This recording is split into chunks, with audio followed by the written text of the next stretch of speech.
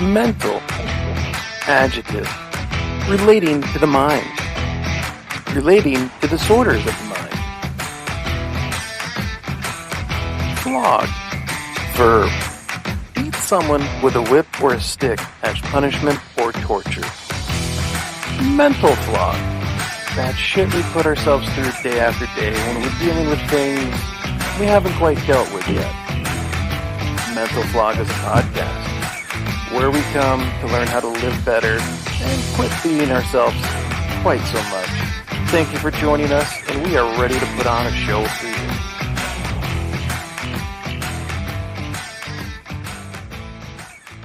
All right, everybody, welcome to Season 2, Episode 5, Situationships. We are back for another fine episode, and we appreciate your understanding because our releases have not been on time. And as Jeff and I can attest to, things have kind of been, well, fucking mental lately. So tonight we have Jeff with us. Hi, everybody. And then we have Justin joining in. Hey, how's it going? So who's this Justin guy? Oh, we're going to get to that in just a moment. Okay. So, Jeff, you do have a new deck of cards there. Have you picked a card? Yes, I have. All right, let's start off with a card, and then we'll introduce Justin. Okay. So, yeah, like I said, I grabbed a different deck than the one that I'm used to grabbing, but show the nice people. Everything's in chaos right now, so a different energy than what I've been used to working with. So I am a little intimidated by this deck, and I'll just show you the cover of the deck. And well, Jeff, this is why the Mormon Church refers to you as an abomination. Yeah, it's a different energy than what I'm used to working with. So, not an energy that I've worked with in a long time. So, but the card that I pulled, I have. Let's see, move it towards this little light a little bit better. Oh, maybe not. Yeah, that's pretty good. Is that swords? Yes, it is the Five of Swords in reverse. But what does it all mean, Jeff? So what does it mean? What it means is the Five of Swords card usually represents a situation that is untenable. Something where you're having to take a look at the situation and, well, when you got the guy who's just watching everybody just on the bank of the water, just doing their thing, and you got a bunch of swords scattered across the ground, and he's picking up the two swords that belong to him, and he's like, well, peace out, bitches. Like, I don't want anything to do with this anymore. So it is that realization that a situation is untenable, that you're going to have to walk away from it. Now, you turn that upside down, and that's telling you, hey, this is a good thing. This is a situation that can have a peaceful resolution. You realize that, yeah, it's over, but it doesn't have to be ugly. There can be a resolve to the situation at hand if everybody can just, well, be adults about the situation. But more importantly, I think in order to achieve that, there's a degree of stoicism that has to be used here. It's the age-old, like, you can't control what's happening, but once you realize that you're in a shit situation and you're just going to have to take your two swords and, move to Phoenix or whatever, then, well, you can't really control what's happening, but you can control how you choose to respond and how you choose to react to that. I think that is a very frigging fitting card for tonight's episode. Indeed. Well, fantastic. Now, Jeff, let's get back to your previous question. Who in the hell is Justin? Yeah, who are you? I'm me. So, a little about me. I was born and raised here in Utah. Had a very not so fun childhood. When I was 19, I'd graduated Job Corps and decided that another state was the right move to make. Flew off to North Dakota for a few years, made a lot of mistakes, learned a lot of lessons. Came back after, it was about 3 years. And, just kind of been here ever since. I have a very long track record of, learning lessons the best way possible, and that is the hard way. So, yeah, I mean, I definitely make my fair share of mistakes, and that is in every aspect of my life. But at the end of the day, there's still something to be learned from those two, right? Yep. Now, Justin, real quick, I'm going to have you stop your camera and restart it because your voice and your video is out of sync. Okay, give me 1 second.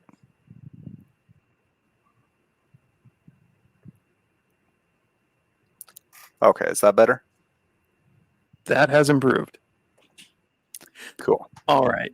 So, Justin, tell Jeff how we became friends because that's the funny part of the story. So it all started a few years ago when my sister met Bishop. Not entirely sure where, but Tinder. Tinder. Cool. Yeah, my sister says after a concert out at the Saltaire that she's gonna go meet this guy that lives not far from my old apartment. So said okay, went and dropped her off, and after a little bit, she calls and says, "Hey, come pick me up." So that all happens, and her and Bishop, kind of kept in touch a little more, not forcefully, but help me out here. What's the word, Bishop? Well, your sister was going through some really deep shit, which I'm not going to dive into publicly because that's her story. Mm-hmm. But at the end of the day, I said, I know we met on Tinder, and neither of us are looking for a relationship right now. However, I recognize that you're a human being and you're going through some shit, and I kind of feel like you need a friend. Which kind of freaked her the hell out. And she was like, you know what? Just block me. If you don't block me, I'm going to keep messaging you. And I'm like, I'm not going to freaking block you. You're hurting and you need somebody who actually gives a shit in your life. Yep. Good dude. So fast forward, about a year? Mm-hmm. And yeah, we all get together for breakfast, I think it was. That's Well, when the first time you and I really met was when she decided it was a bright idea to introduce us and take us both to Jelly Roll together. Oh, that's right. So yeah, formally met there.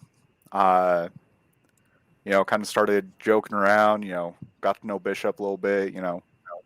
In true me fashion, decided that I was going to start cracking slightly more inappropriate jokes on so many different fronts. And every joke I cracked, Bishop, rolled right along with and fired right back. Fast forward a day or two, and I get a notification on my phone. Bishop Brown has sent you a friend request. It's like, all right, let's see where this goes. So added him there, kind of started commenting back and forth on some of our posts, and just it's kind of all easy going from there. DMs back and forth. Hey, let's get together and do this weekend, or oh yeah, so this is the project for this weekend. Great, I'll come over and give you a hand. And well, I think now we talk more than he and my sister does. It's true. I still BS with your sister. I still send her memes, but you and I do talk more now than she and I, used to. But she's kind of got her own life going on now. Things are much better for her than they were. Oh, indeed. So Justin actually started reading my blogs a while back. Yes. And every last blog post you've made has been beneficial in one way or another. And it's almost like they speak true or ring true to something that's going on or something that's been on my mind. Like, I don't know what you're doing, but get out of my head, man. So, little shameless plug at the bottom of the screen. I blog. I try to blog every Sunday. It doesn't always happen. It depends on what's going on in life. But healingheathenslc.com is my blog. If you go there, you will find what I write about. All right. Jeff, do you have any other questions for Justin? Jim, like everything is sounding kind of like choppy and robotic to me right now. I'm not sure if you guys can hear me okay. Yeah, we can hear you fine. Oh. All right, cuckoo. All right, so well, I think I think I'm good there as far as any questions or whatnot. I'll kind of interject when technology is actually on my side here, and I can actually like hear what you guys are saying.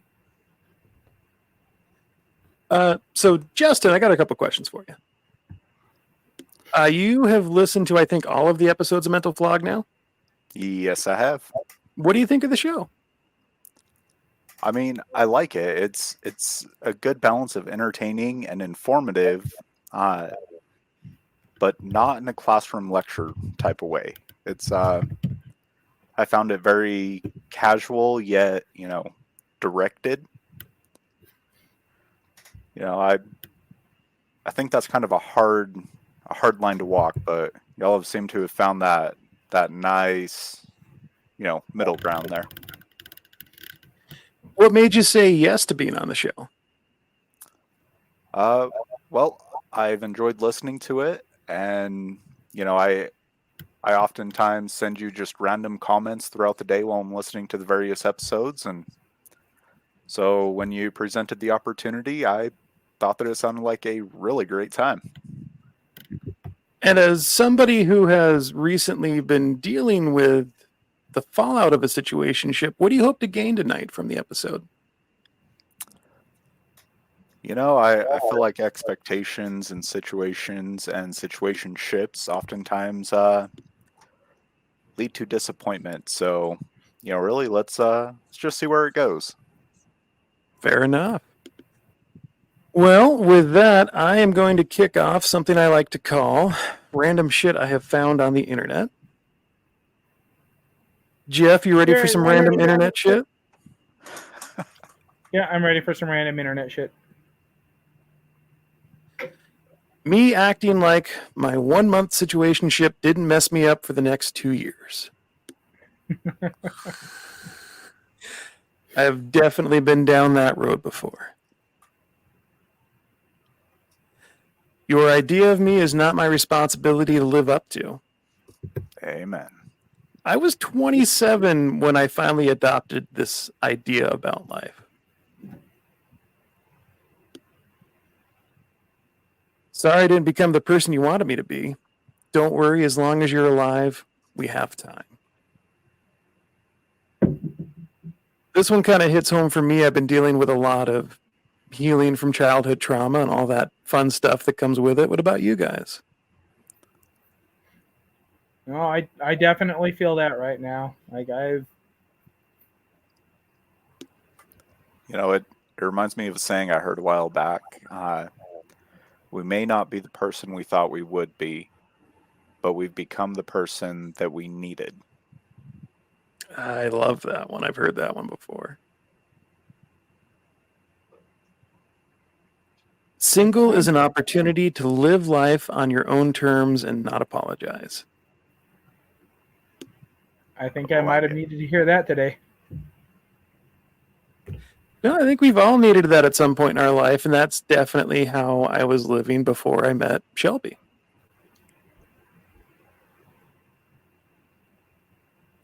Staying in a relationship just because you love somebody is not worth it. Love is not all that you need. Respect is what you need. Time is what you need. Reassurance is what you need.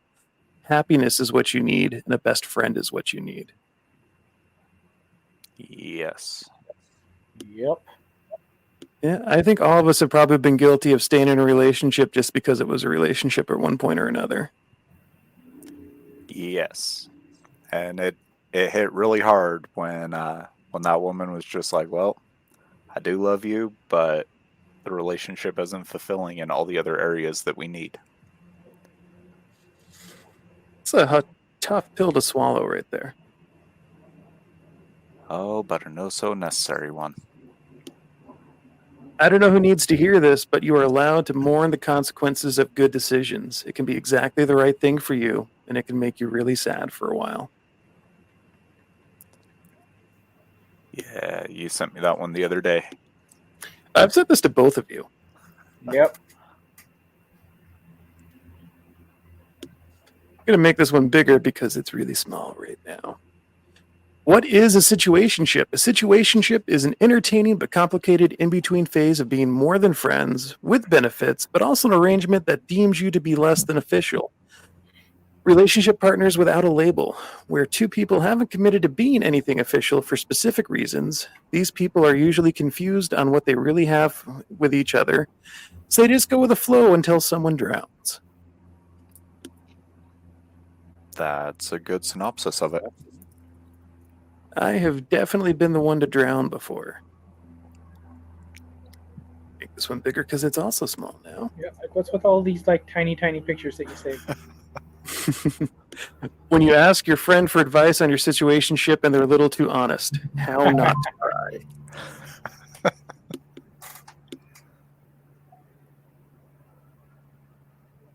Oh, that's too big now. Oh. I want to see you tonight. I have you scheduled for Friday. You know that.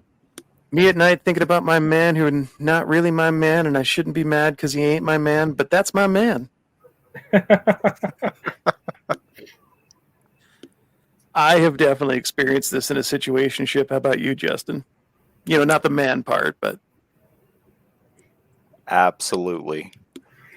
I believe a few of those nights I even messaged you about it. yeah, you did a few nights, didn't you? Him, it's cuffing season. You know what that means. Her, you're insecure and going to leave me on for 6 months? Him, LOL, yeah.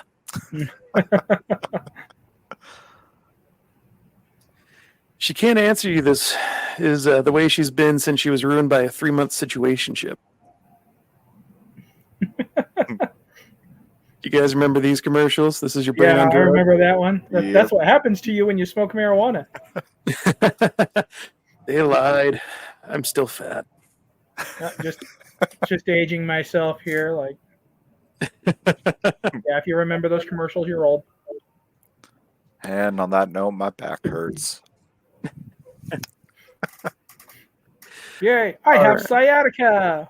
I can sympathize with you because I am old. Yay! All right, guys. I'm going to kick this one off. So let's talk about the origin of the word situationship. Dictionary.com had this to say.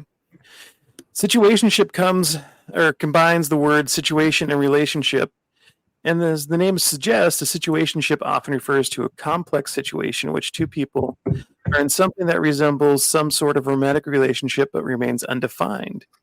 One of the earliest uses of situationship was a 2006 entry on Urban Dictionary that defined the term as any problematic relationship categorized by one or more unresolved interpersonal conflicts, usually confused with dating. Later entries on the site define the term less negatively, but still describe it as a complex situation somewhere between a friendship and a committed romantic relationship. The term situationship remained obscure until about the mid-2010s, and over the next several years, mainstream publications spread further awareness of the term situationship and attempted to define it. Often the term was used to describe complex relationships in which one person wanted more out of the relationship that they currently had, or were unsure of what kind of relationship they were in with another person. Which, I mean, I find that tracks because I didn't really know that word when I got married back in 2007, and when I got divorced in 2017, well, I soon found myself in a situationship, so that was a new age problem. So what does situationship mean? Situationship is a romantic or sexual relationship that is undefined and non-committal. People in a situationship are more than friends, but less than committed romantic partners. The term situationship is often used to describe a broad range of relationships that involve romantic and or sex, and sources often differ on a precise meaning. Common among many definitions of a situationship is a lack of commitment. In a situationship, either one or both of the people are not willing to commit to a long-term relationship with the other person at that moment. Also common among situationships is the relationship's undefined nature. People in a situationship may have not discussed what kind of relationship they are in, or may not have even acknowledged that they are in a relationship. The two members of a situationship have typically not seriously discussed their relationship with each other. So each person may have a different idea about what exactly that relationship entails and where it will go in the future. A situationship is often discussed as being similar to friends with benefits, a relationship, but usually involves sexual activity without a commitment to be exclusive to each other. A situationship is often described as a relationship that is more than friendship, but less than a committed relationship. A situationship can vary in what happens within it. It could involve casual sex, romance, dating people, spontaneous meetings, a lack of plans, a lack of emotional connection, or possibly all or none of these things. So, guys, who here has been guilty of being in a situationship? I think my camera's lagging again, but yes. So, Jeff, The you never more ended that up I in that think, situationship boat? I think the more that I think about it, I had a relationship that was technically a relationship, even though my roommate called it Schrodinger's relationship. Oh, that one. And I think that might have been more of a situationship in the end, because the thing is that ultimately, like, we were supposed to be monogamous, committed, the whole thing, but she said, like, yeah, you'll never be introduced to any of my family or any of my friends or anything like that. And part of the reason why is because when my mom found out that I was dating somebody, the first thing she asked is, well, is he active in the church? So with that, it was um, just as time went on, we kind of saw each other less and less, even though the relationship was supposed to be, it was supposed to be still there. But then it would be like, okay, well, what's happening with this, your girlfriend? Like, we haven't seen her in forever. And like, oh, well, she said that she needed some space this weekend. She's going to be doing some cleaning and stuff like that. I'm like, well, didn't she need some space like last weekend? I'm like, yeah, I don't know. So I think in the end, that might fit the criteria for a situationship. But I also kind of take a look a little bit from the book that I always mention, Conscious Loving, where it talks about a higher, more evolved relationship, where people are able to like overcome like all of the drama, all the codependency, where it's one where instead of inflicting trauma upon each other, you're healing your traumas together and overcoming codependency and things like that. And says until you reach that level, you don't really have relationships. You have, well, and this is before the term situationship came about, because I think the book was written like in the 60s or 70s or whenever. But he says until you reach that level, you don't have actual relationships. You have entanglements. Yeah, I think that could be an old age definition for the new school definition of situationship for sure.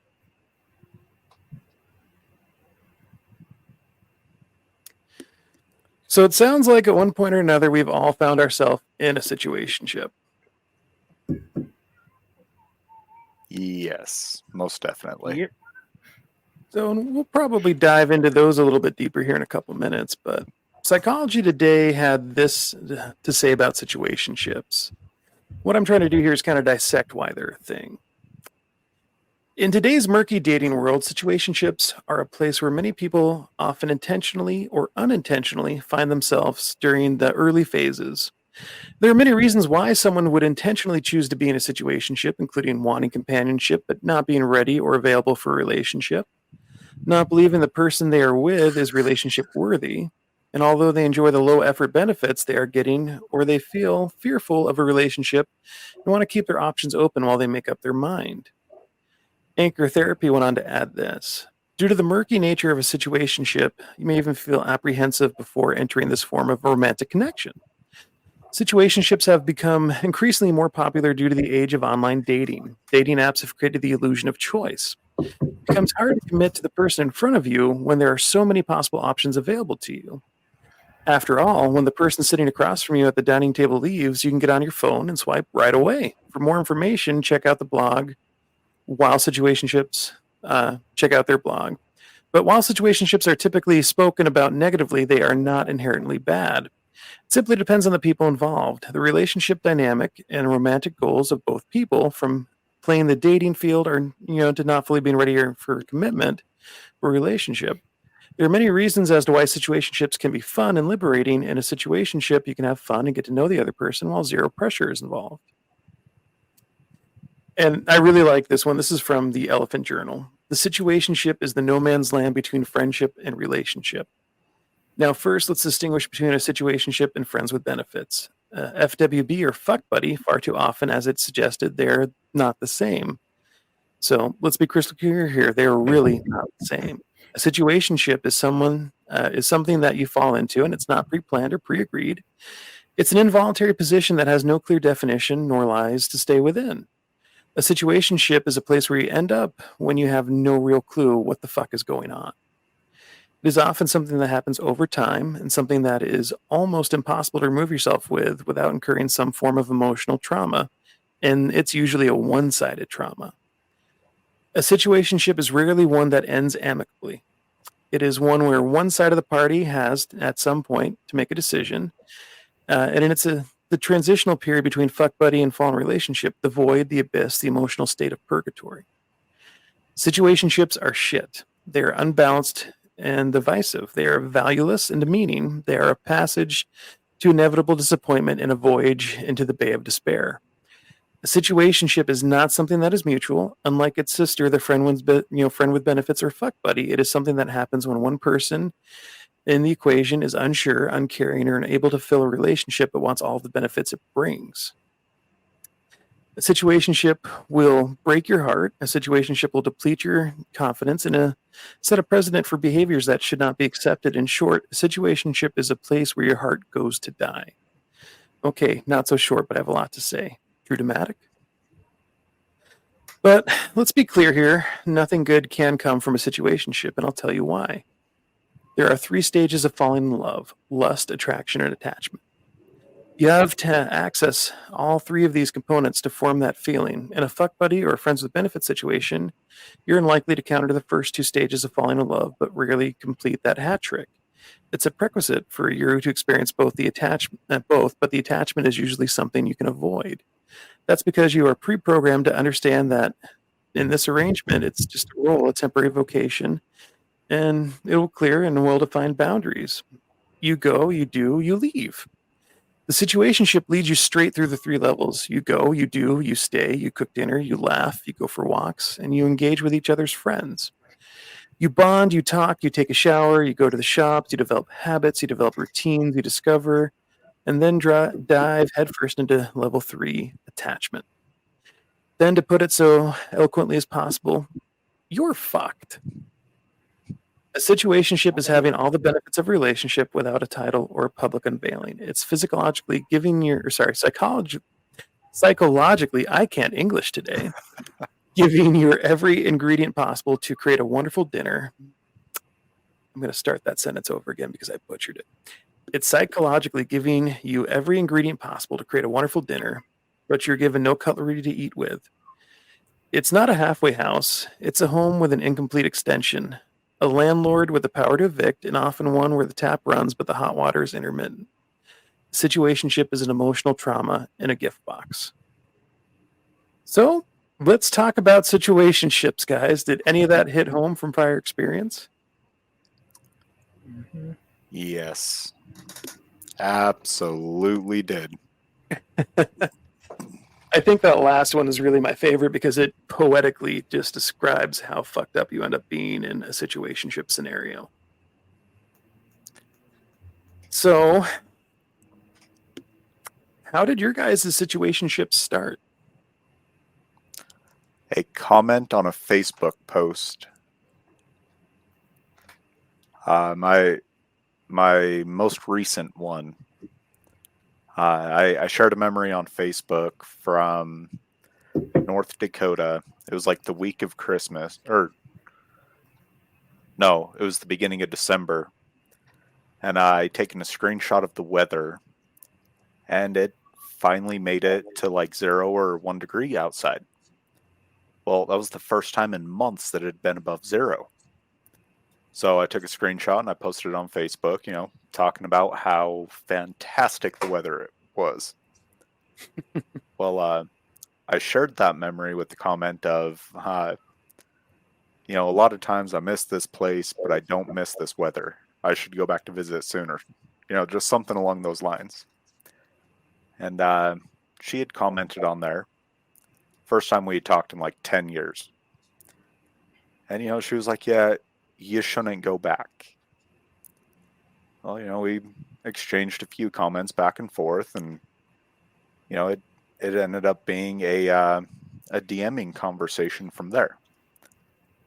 And that was day one. From that point on, it was all day, every day, just chatting back and forth, and it was all downhill from there. As it happens. So, why did you accept the situationship? Well, because she was very big on complimenting, just reassurance on things that I didn't even think that I wanted reassurance on. The way that the conversations would go, it didn't matter if we were just talking about the mundane, work day, or if it was, like deep personal conversations. There was always a compliment to be paid in there, going both directions. So, we were both getting the affection that we wanted, and there was a conversation had about, she's not ready for a relationship right now. So, okay, let's just chat and see where things go. So she was the one to set that boundary that she wasn't ready for a relationship. Yes. Did you feel like there was a possibility that you might be ready for a relationship? At that point in time, no.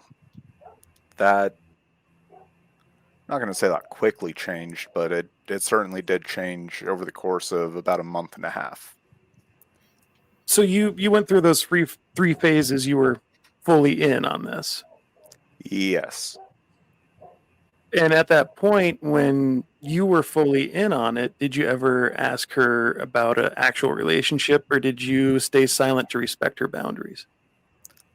So we had discussed it a few times, and just every time it was, well, I'm super busy with work right now. I don't have the time to commit to a relationship. Just things along those lines. And did you feel your heart slowly dying inside of you every time? Yes. It got really bad after about a year. That's when the replies and the conversation just kind of slowly started to die down. Went from, oh yeah, hey, I've got 30 seconds. Let me pull my phone out and reply to this message. To, hey, I don't think my watch has gone off since lunch.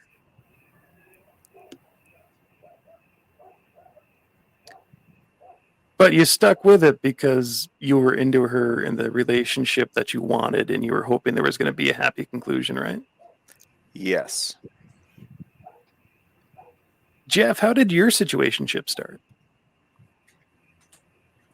Well, mine started off actually in a Facebook group. So I think it was one of those smash or pass games, and my guy was put one of my pictures in there. It was one of like my pictures from my biking photo shoot, and she commented smash.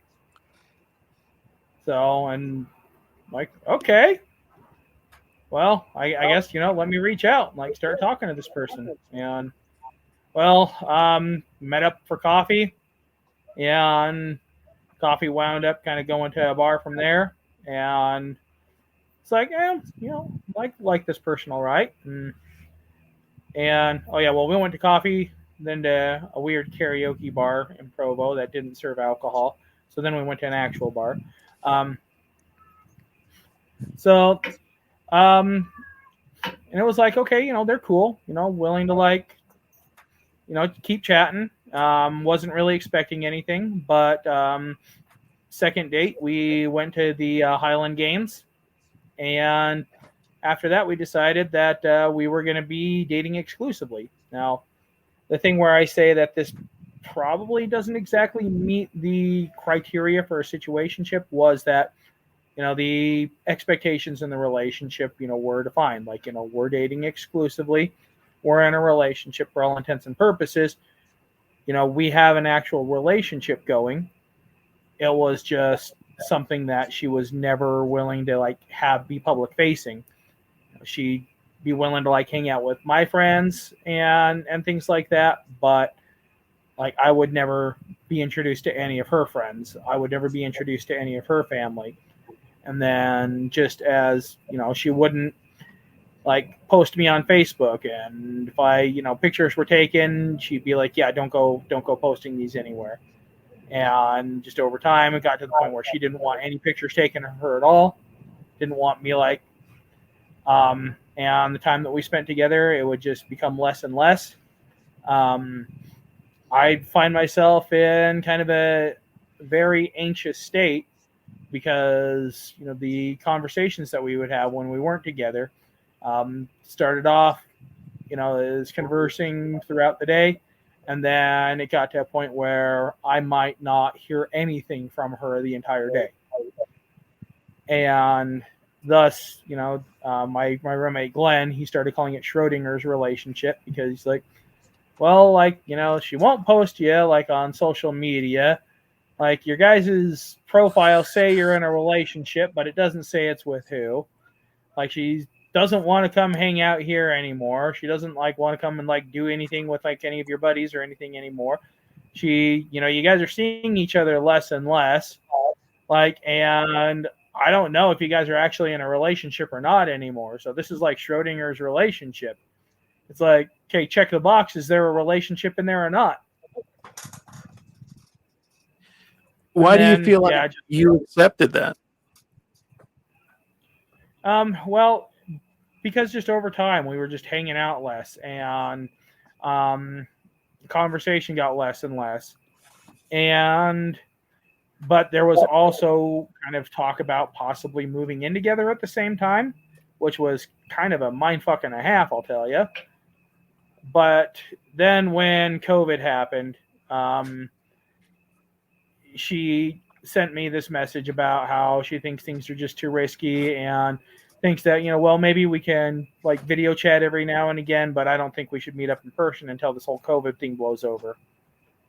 And that's when I was like, okay, come on.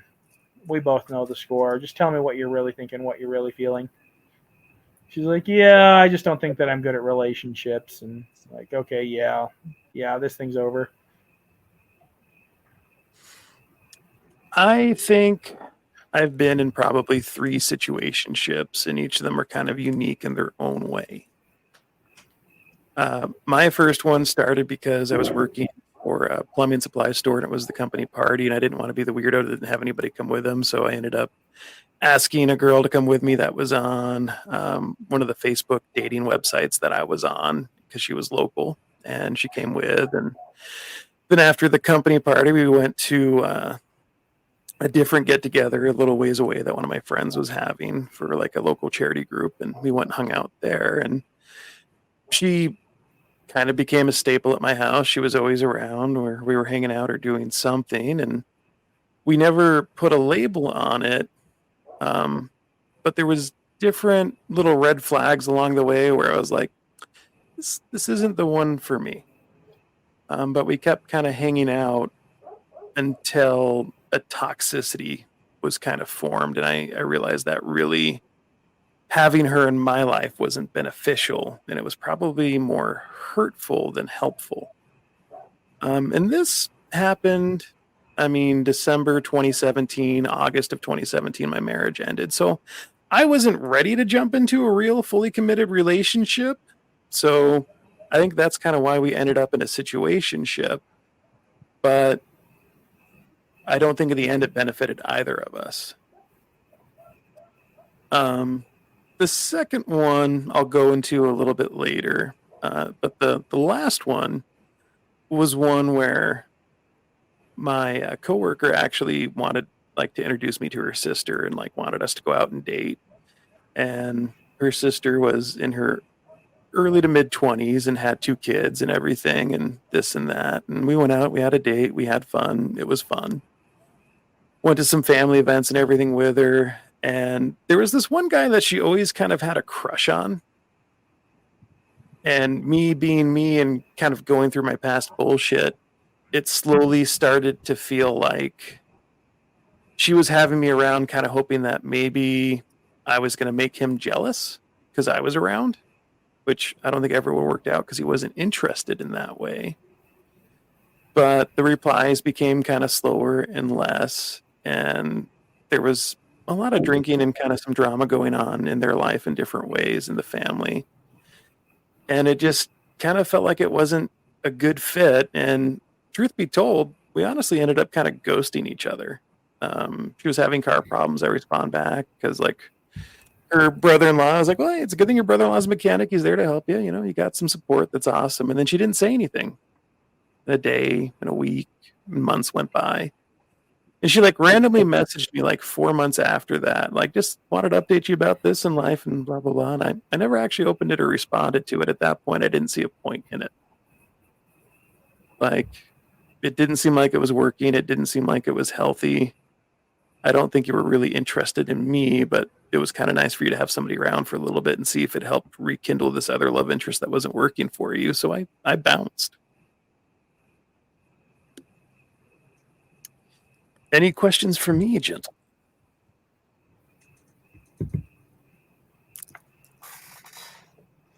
Oh, it's a fair amount to take in. Just the different perspectives of not only how the situationships happen, but why we all separately accepted them.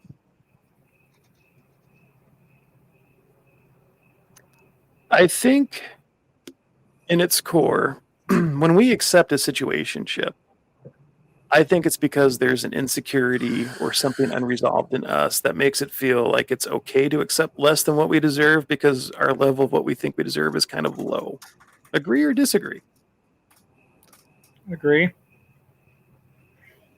Middle. I think sometimes it's that we're getting what we think we deserve, but not entirely what we want. Fair point. While granted, and I'll use my own situationship for this, for this example. I was getting everything but the title, from that situationship. And I was content with that despite wanting more. So it's not always necessarily that, we think we don't deserve more. I think it's more about what we're willing to accept. I can get behind that. Well, and I think in a certain aspect of it, there's a fear of the pain of something ending. Even if it's not officially labeled or titled, even if it's not public, there's an attachment there that we don't want to end in most cases. Yes. So some of our listeners might be questioning if they are currently in a relationship or a situationship. And here's a list of signs that you might be in one. There's been no conversation about defining your connection. You have not integrated in each other's lives in a meaningful way. Example given, meeting their friends and family, going to their home, etc. You are doing relationship activities while stating that the connection is nothing but casual. one or both of you is still dating or hooking up with other people, sex might be the biggest part of your connection. You don't make plans in advance. There is no regularity in your schedules to hang out together. You are physically close, but not emotionally. You talk about a lot of different topics, but there is little to no discussion about emotions. You do not make meaningful promises about the future. There is no intention to commit to one another. Your relationship remains ambiguous and does not grow. You do not communicate your desires. You feel anxious and uncomfortable expressing your needs around the other person. You do not expect to celebrate birthdays, holidays, anniversaries, or major life accomplishments, etc., with this person. When you do tell the other person what you want, you feel like you have to walk on eggshells. You do not go out on formal dates together. They tell you flat out that they do not want to be in a serious relationship. Anything you guys want to add to that list? Nope. Anything that kind of stands out as a core part of your situationships? A lot of it. I think the big thing for me that kind of confirms that maybe it was more of a situationship is the whole basically kind of like keeping the relationship secret. Like, you're never going to meet their friends. You're never going to meet their family. Like, they just kind of keep you hidden away and like just their big secret that they keep from the world. A couple of key things from my second situationship. You feel anxious and uncomfortable expressing your needs around the other person. One of the things that she told me was like, don't drop the L word. If you drop the L word, I'm going to freak out and lose my shit. When you do tell the other person what you want, you feel like you have to walk on eggshells. There was definitely more that I wanted to say, but I wanted to try to respect the boundary and not screw things up. So I walked on eggshells. That's on me. I made that choice. We did go out on formal dates, and I mean, my friends knew about her. I don't know exactly how many friends she had at that point and who really knew about me. So eventually, every situationship does come to an end. And the end of a situationship, well, it's fucking trauma, man. So I'm going to dive into that. Anchortherapy.org had this to say. Why the end of a situationship can hurt more than a relationship breakup. Both relationships and situationships, breakups can be painful and disorientating. But what makes a situationship uniquely sting can't be its unexpected nature. I went into a hookup looking to have fun and walked out feeling like I wasn't good enough. At its worst, it's exactly that. You never know what's happening next. I worked with many clients who couldn't give themselves the permission to grieve their situationship as they did their long-term relationship because its brief nature and limited intimacy, they struggled validating their sadness, which complicated the emotional release. The stuck energy, among many other reasons, is why ending a situationship can be acutely painful. Here's a few other reasons why. Situationship breakups can blindside you. Often relationships don't end unexpectedly, and there's typically some awareness of ongoing problems before the one of you decides that it's no longer working. When my long-term relationship ended, my sadness was mixed with a weighty sense of relief. The writing had been on the wall for a while, allowing me to grieve the breakup long before it happened. With a situationship, the ending can happen as quickly as it began. It's hard to prepare. The reasons for the breakup can be mysterious, short, and unknown. So you're left with more unanswered questions and what ifs. You feel like you don't have relationship rights. Relationship breakup is entitled to a certain level of care. You often feel an obligation to be honest, caring, and understanding about why you're ending a long commitment. However, a situationship may feel like you don't have the privilege to ask for a closure conversation. Because the situationship is undefined, the expectation of care is not as strong, leaving you to make a sense of what happened privately, sometimes with feelings of shame and confusion. You can feel isolated in your hurt. When you're ending a relationship with your partner, your friends and family will likely show empathy and understanding, rallying to support you through this transition. They may be more likely to make space to wipe your tears, take your phone calls, and drag you out of the house for a companionship. A situationship can feel different. Your friends may know some details of what's going on, but may not be aware of its complete significance to you. or you may not feel comfortable reaching out for fear of judgment or embarrassment, leaving you to move through your feelings on your own. You may be in denial. In a relationship, you're more likely to give yourself permission to feel your feelings and grieve all that has been lost. After a breakup, however, in a situationship, there's often a desire to play it cool and downplay your interest and emotional investment. You may not have explicitly shared your true feelings with that person or yourself. When a situationship ends, you might struggle to express the full depth of your sadness because doing so would require admitting how much it truly mattered to you. Subsequently, the mourning is interrupted as the sadness felt cannot be processed if it is not first acknowledged. You don't know them that well. In a relationship, the masks eventually come off and you're able to see the other person clearly for who they are. The breakup can be bittersweet, but there is confidence in the decision. In a situationship, you may not know the other person deeply and project idealistic qualities onto them.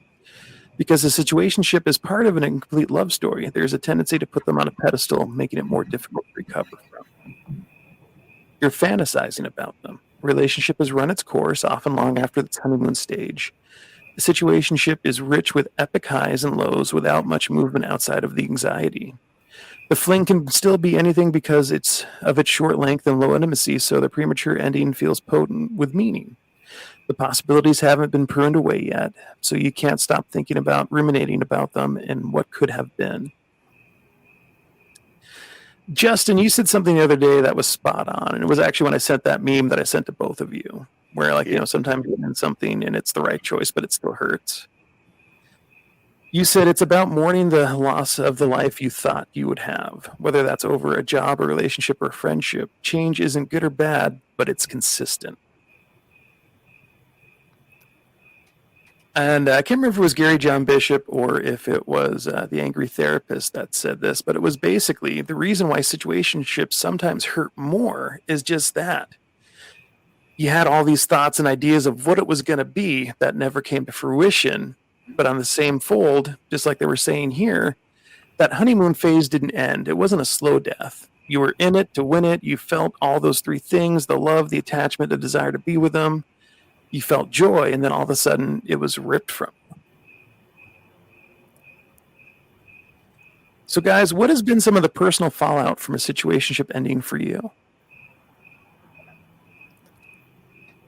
And I think the part that hit me the hardest was, the message that I got, in the middle of the night that just seemingly came out of nowhere. Like was stated just a minute ago, I was stuck in that weird gray area of, okay, do I have the right to be upset about this? I mean, we were never actually in a relationship. So why does the hurt feel like we were?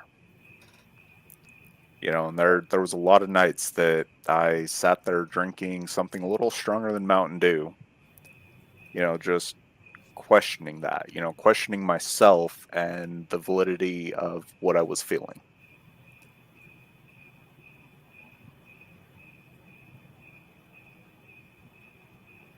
What about you, Jeff? What was the fallout when your situationship ended? When my situationship ended, I think I did see the writing on the wall coming with that one for a while. And it just kind of seemed like there was just a long period there where it was, okay, well, is this going to be over or not? And then there was kind of like this horrible emotional yo-yo thing that was happening where just at the point which I was starting to think, okay, she isn't going to respond back. It's been like a few days since I've heard anything from her or whatnot. Like, I guess it's just over. Then she would message and be like, hey, you want to come over this week? And then I'd get sucked back in. But then when the whole COVID thing went down, then it was like, okay, well, now it's over. And so I kind of feel like since I had kind of grieved the relationship a little bit while still in the relationship or the situationship, yeah, I took a few days, was really good and sad about it, but then I kind of prematurely just started pushing myself back out there. and found somebody and went on a few dates, and like I had a rebound fling. And I think part of where that went wrong was that I kind of projected a little bit of what I was hoping that that relationship would turn into that situation, into that fling. So, and ultimately, like I got kind of stupid over that person. So that fling that happened, which Bishop warned me about, by the way.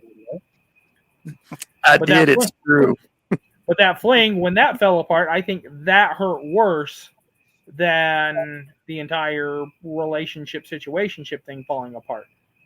Is it Because fair to say that getting into that fling that you put so much energy into delayed the emotional pain of the other situationship ending? probably yes. Because like once that finally ended, then it was, well, now what am I left with?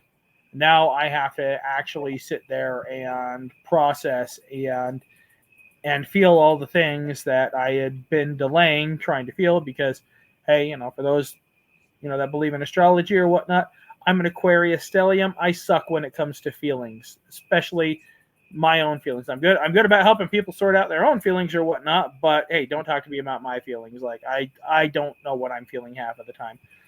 So having to sit there and actually process that sucks. And then kind of looking at like where all I went wrong, and then just kind of deciding, well, I need to give myself a time, good solid while where I'm not trying to pursue a relationship. And well, that got me into a lot of trouble, which Bishop was there to like talk to me and help me through a lot of the stupid stuff that was going on, until further on down the road, when I just decided, okay, I am done with everything. I am done with everyone. No more dating apps. Kind of the dating group that we were running had started to become a ghost town at that point. And so I just let everybody know, like, hey, I'm closed for business. It's like, and wouldn't you know, like after like about, a few months into that, that's when I, wound up in the, in the last relationship that I was just in. And well, let's just say like, yeah, we'll not talk about that because I love that person dearly. I respect them immensely, and there's still a lot to process there. But I just want to see them happy.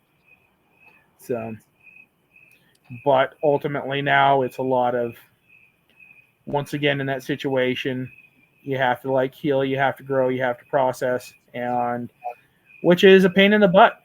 But like if you don't give yourself adequate time to do that, then you're just going to be kicking the can down the road. Just keep kicking that can down the road. So for me, with my first situationship, when it ended, there was a couple things that I had realized, and that was she had some very controlling nature. She had some very toxic reactions to things that she didn't like. And a lot of those toxic reactions came out when she was drunk and she didn't fully understand what was happening. For an example, there was one night when we like did a liquor store run. I had some friends over. We were going to play Risk. And we were trying to explain Risk to her, and she was too drunk. She had finished her like medium bigger.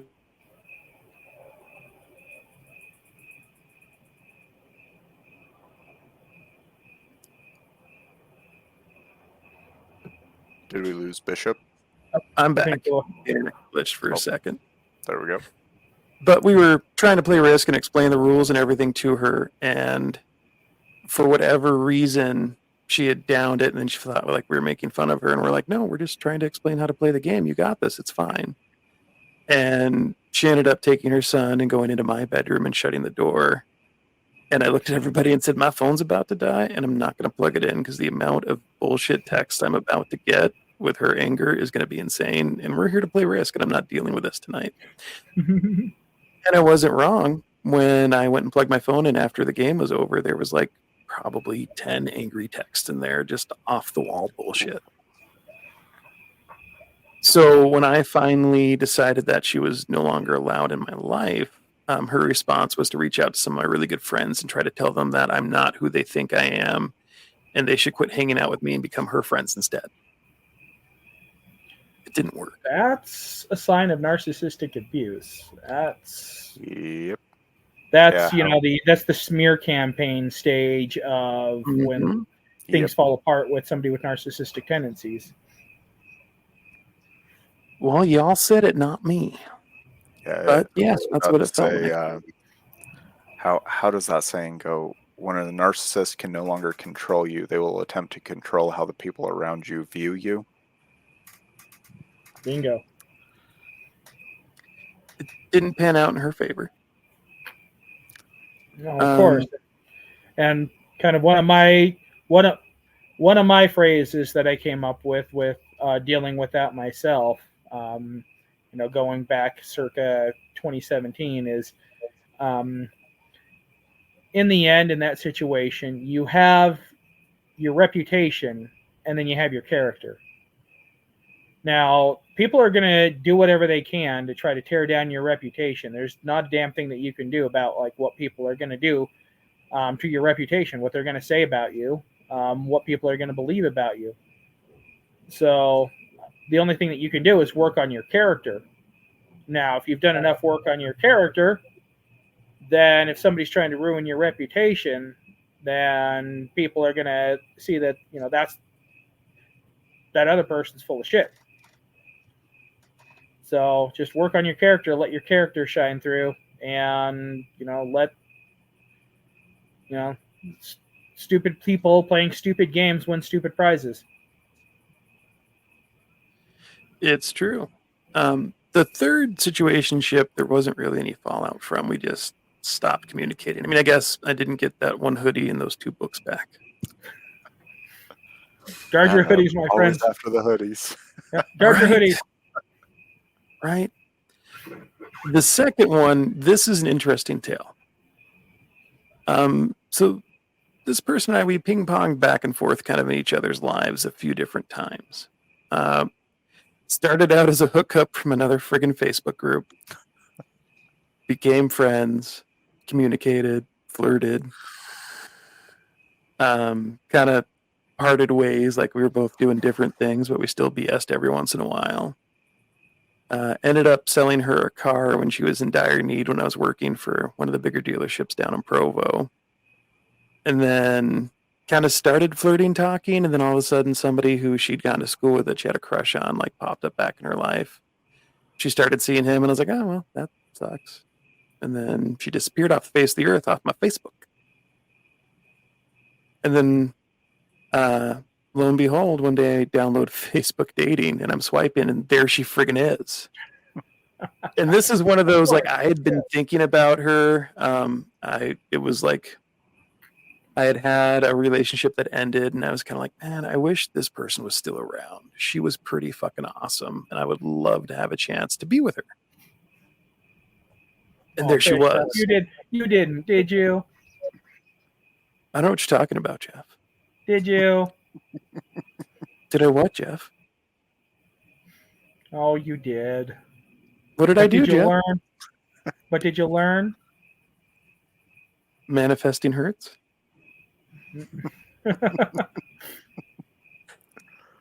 So she pops back in my life. It's like we never missed a step. It was like kind of the first time we met and things were amazing all across the board in all aspects. She spoke my love language. I felt like I spoke her love language. The guy that she started dating, she got engaged to, there was some shit that went down and they separated, and that's when she was on Facebook dating. That's when we reconnected. This is the girl that said, like, don't drop the L word. If you do, I'm going to freak out and leave. She spoke all my love languages. She made me feel loved. It felt amazing. Still kind of hung up on her ex. She went to the TED Talk event to me. That was on my bucket list things. She went with me and 2 other friends. It was an amazing trip. I loved every minute of it. I loved being with her. She made me happy. And then slowly the message responses got shorter and farther apart. And she ended up back with her ex-fiance. And this is kind of when Jeff and I, right around the time Jeff and I became friends. The night that she finally tells me that she's back with her ex, I had a friend over, and then another friend came over, and that friend brought her friend. So it's me and 3 girls in the house drinking, and it's one girl's birthday. And I just got this heartbreaking news, and I'm a little schnockered. And then the one friend's like, I want you for my birthday, but if we're going to do this, everybody has to play. And that's how I had the worst foursome of my life. It was probably one of the worst choices of my life. So you know, the worst foursome of your life. That indicates that there's been multiple. I don't know what you're talking about, sir. Right. I am a sweet, innocent angel. Oh, sweet and innocent. You know, Bishop, we've met you before. There's no there is no amount of manifestation that will ever make that true. Somebody on the internet thinks I'm sweet and innocent. I don't know who it is, but I'm sure somebody does or did. So you guys ruined it. Yeah, I was wrecked. I knew it was coming. I saw the writing on the wall, but I was wrecked. I wanted so much more out of that relationship, and I knew her deeply, and it fucking killed me. That's when I closed myself for business. That's when Jeff opened the dating group, and that's when I told everybody I was off limits no matter what. Yeah, and that just made them all want you. That did kind of backfire, and there was a couple people I'm like, oh, she's really cute, and she's fun, and I like the banter with her. And I would mention it to Jeff, and Jeff would mention it to them, and they'd be like, shoot your shot. And then I'm like, no, I'm not going to. I'm really fucked up, and as much as I want to, it's not going to benefit anybody if I try anything with anyone right now.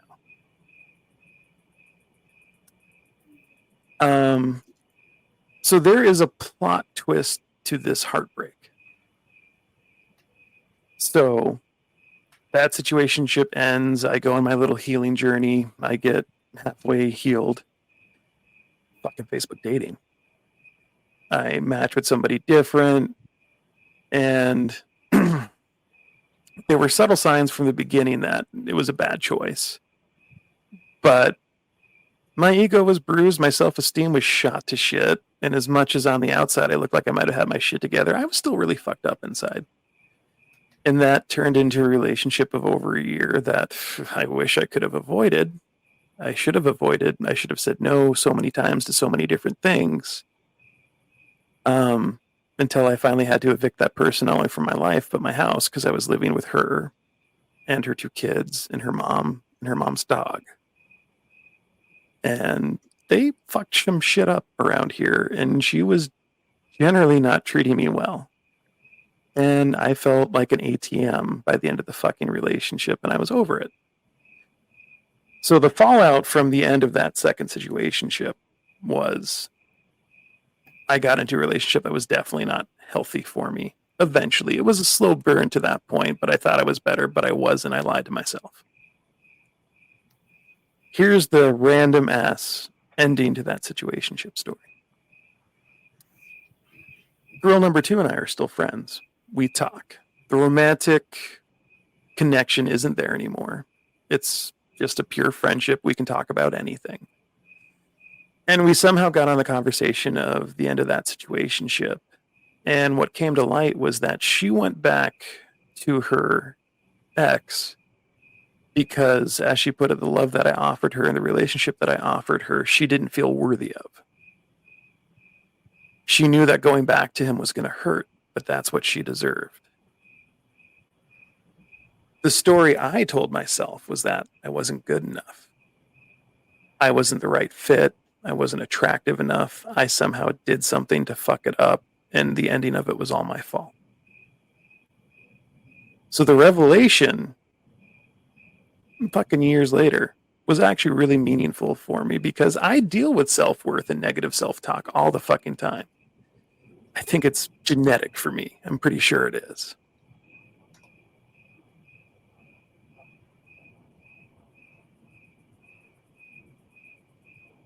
I think we lost him mid-thought again. I'm back. Okay. The thought of, or the shot of fuck off that conversation was to my self-worth issues was pretty miraculous. And it's not an experience that most people will get with the end of a situationship, but it's one that I'm grateful for. At this point, I had healed and I had moved on from it, but it was an unexpected bonus to have that conversation.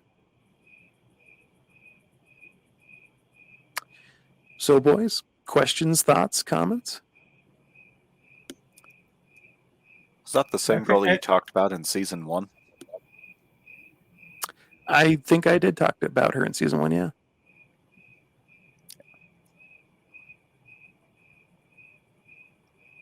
That was just totally random. But Well, I think we all need to get together and play Risk at some point. That sounds awesome. It would be a good time. Ironically, she read my blog when I was writing about her. And that was a whole conversation of, like, why the fuck didn't you tell me that I hurt you? And I'm like, what the fuck was my place to tell you that you hurt me? You seemed happy with your choice. And as much as it sucked for me, why was I going to impose my wants and wishes on what it was that you were doing?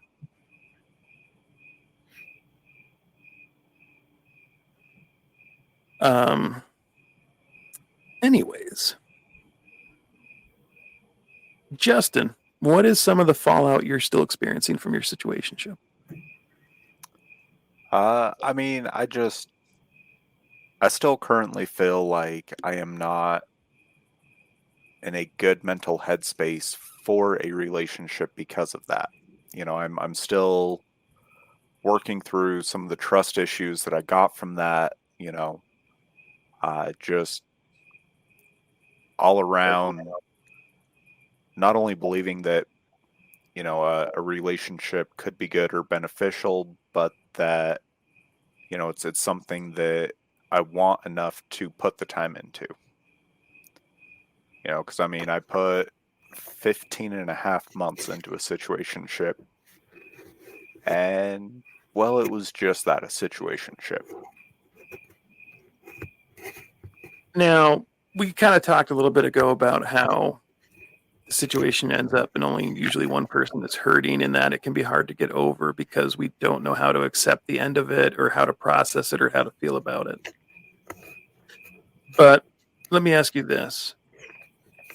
If you were to personally accept that you were in a relationship, if you did love her and you had that connection and it ended well before what you thought was the prime, but you allowed yourself to accept the fact that you were really in a relationship and you were committed to it, would that make the grieving process more obtainable for you?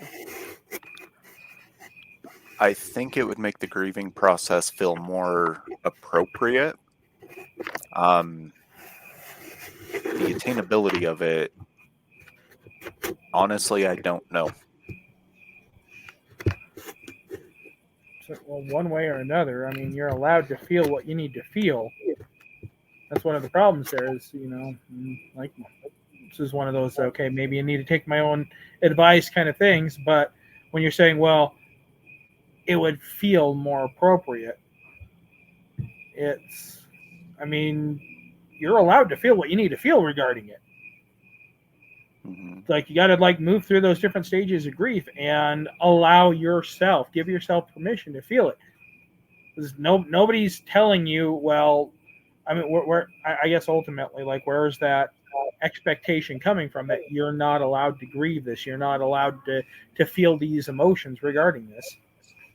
I mean, ultimately, feel what you need to feel, but don't act out on other people like what you're feeling, if that makes sense. But yeah, but I guess that's maybe something to think about here is where is this expectation that it's not appropriate or that you're not allowed to grieve this. Yeah, and that is something that I guess I struggle with.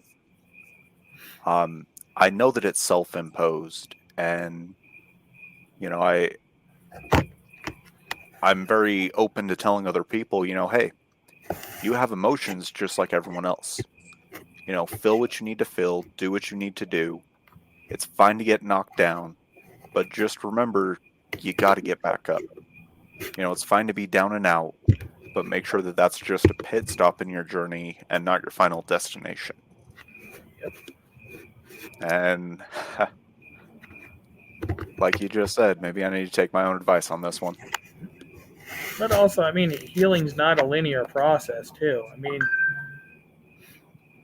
no, you never, like, you might think that you've healed from something, and you might try to move on, and then just randomly, like, one day out of the blue, you're going to start feeling something about something way down the line in the past that you'd, like, had, you might have forgotten about it, but all of a sudden, like, okay, well, now today I'm feeling something for some reason.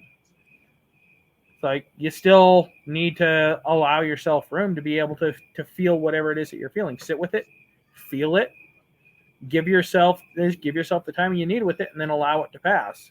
But when, I guess the analogy that I use when I'm talking to people, when I'm doing readings and things like that, when I say, but when we don't allow ourselves to process, when we don't allow ourselves to feel what we need to feel, and we start to repress those emotions, then you'll wind up in weird situations where you have the weird emotional outbursts. Like, you're sitting there in Walmart comparing 2 bags of peas in the frozen food section, and you're bursting out crying, and you have no idea why, because it's got nothing to do with the peas, but you don't know why. You don't know why you're crying over peas. It's like, because it's not about the peas. It's because these repressed emotions will rear their head, and they will come out. So either sit with it, feel it, process it, or you'll have to deal with the consequences of it rearing its ugly head in an ugly way later on down the road. Yeah, so there's kind of a, I don't know, I guess concept that I've rather enjoyed over the last, I don't know, maybe 10 years. And to summarize it, go get ice cream. Now, when you're going through something, it doesn't matter if it's a personal relationship, work, family, friends, there will eventually come a time where it's just feeling too heavy to deal with, right here and now. So, go get ice cream. Now, ice cream doesn't have to literally be, the frozen dairy treat. It could be going for a walk, or, taking a nice fall cruise through the canyon, going to a movie, just something to get you out of that situation so that you can come back to it with a fresh mind. I know for me personally, I've found that has helped more times than not.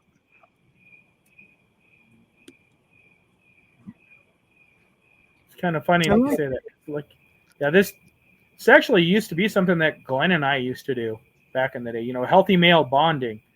Like, dude, like when him and I would like have like our female troubles or whatnot, him and I would sit down and like bust out some ice cream and like have and talk about our feelings and emotions and things like that. Mm-hmm. Just like, okay, screw like the norms about like about like talking to your bros about your feelings or whatnot. Like, dude, you're having a hard time. This girl's putting you through some shit. Let's bust out some ice cream and like, tell me what you're feeling here. Mm-hmm. Yeah, and I feel like now's an appropriate time to say, thank you, Bishop. There's been quite a few times he's just dealt with my word vomit so that I couldn't get out of my own head. We appreciate you, Bishop, but I get everybody's word vomit. I don't know what it is. I say Risk and ice cream. We need to get together and we need to get some ice cream and we need to play Risk. Okay. You're going to have to teach me how to play. Oh, it ain't that hard. So early in the article, they were talking about the three stages of falling in love, which was lust, attraction, and attachment. So, Justin, I have this question for you. Did you lust after this person? Oh, absolutely. Were you attracted to this person? On every level imaginable. Were you attached to this person? I grew attached.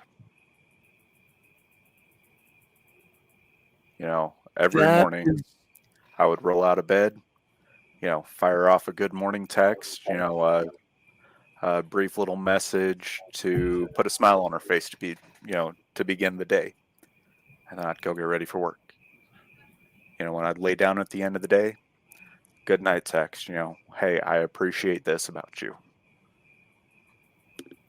That's the 3 stages of falling in love as defined by that article, which means that you did love her and that was real.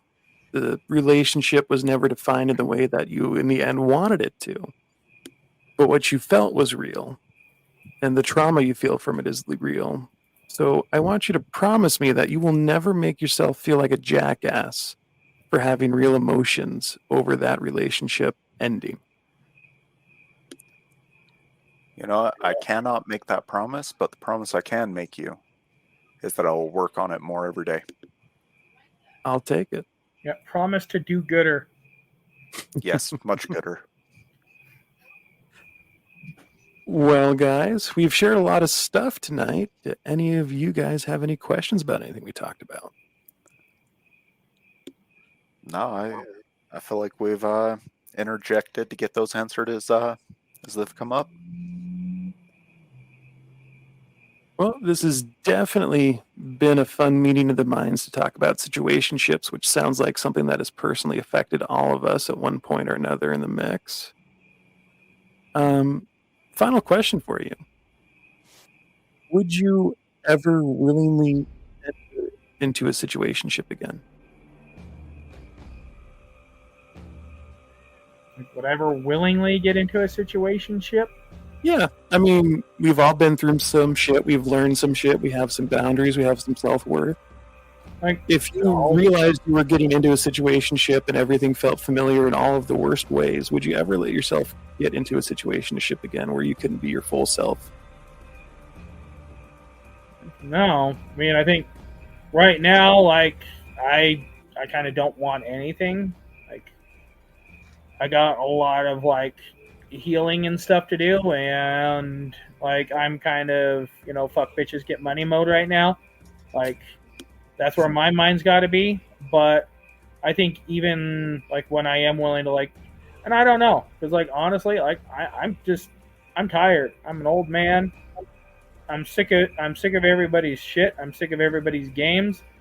And to be honest, I'm sick of my shit and I'm sick of my games. So I got to sort that out before I'm willing to, like, throw myself into anything here in the near or probably let's just say that's going to be a process. So but yeah, I think it's no, I would not willingly walk into that kind of a situation.